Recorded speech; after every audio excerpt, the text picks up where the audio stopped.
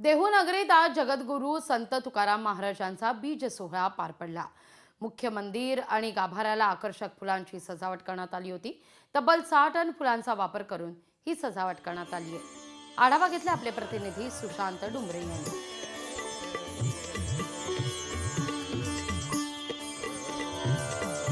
जगद्गुरू संत तुकाराम महाराजांचा 375वा बीज सोहळा या देवनगरीमध्ये पार पडत आहे आणि या ठिकाणी आपण पाहू शकतो फुलांची संपूर्ण या मंदिराला सजावट करण्यात आलेली आहे आणि वारकरी देखील या मंदिरामध्ये दाखल झालेले आहेत। विठुरायाच्या गजरामध्ये हे वारकरी हे पुढं वैकुंठ गमन स्थान आहे त्या ठिकाणाकडे निघालेले आहेत। आपण या ठिकाणी पाहू शकतो या राज्यभरातून हे वारकरी या मंदिरामध्ये दाखल झालेले आहेत आणि जगद्गुरू संत तुकाराम महाराजांचं दर्शन देखील घेण्यासाठी या ठिकाणी रांग लागलेली आहे।